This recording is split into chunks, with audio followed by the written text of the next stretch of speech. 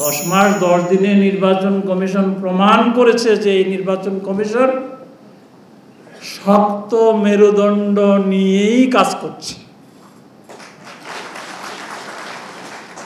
কঠিনভাবে বলছি, দৃঢ়তার সাথে বলছি, আল্লাহর উপর ভরসা রেখে বলছি, এই নির্বাচন কমিশনের মেরুদণ্ড যদি দুর্বল হয়,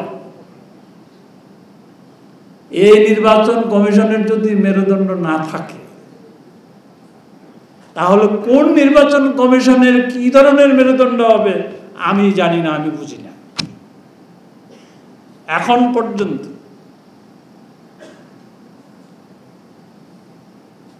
নির্বাচন কমিশন কারোর প্রতি অনুরাগ বিরাগের বশবর্তী হয়ে কোনো কাজ করে নাই, ভবিষ্যতেও করবে না।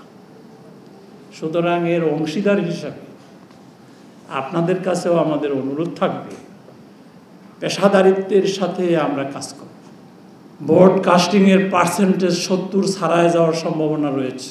সুতরাং এই যে বুথের সংখ্যা আপনারা কমাবেন, বুথে পার বুথ ভোটের সংখ্যা বাড়াবেন, একটু চিন্তা ভাবনা করে, মানে আশান্বিত। এবং মালয়েশিয়াতেও এই একই কথা, যে ভোটের পার্সেন্টেজ কিন্তু কাস্টিং এবার অন্যান্য বছরের তুলনায় সাধারণত 60%, 50% আমরা ধরি। এবারের ভোটের কাস্টিং নাকি ভোটাররা নাকি ভোট যুদ্ধে তারা নাকি অনেক বেশি হারে ভোট দিবেন। এটি শুনে ভালো লাগলো। আপনারা কি মনে করেন? তাহলে এই যে ভোটে ভোট দেওয়ার জন্য ভোটারদের যে জাগরণ, এটির অংশীদার আপনারা। সৎ কাজে সহযোগিতা করো, অসৎ কাজে অসহযোগিতা করো, এটা আল্লাহর কথা।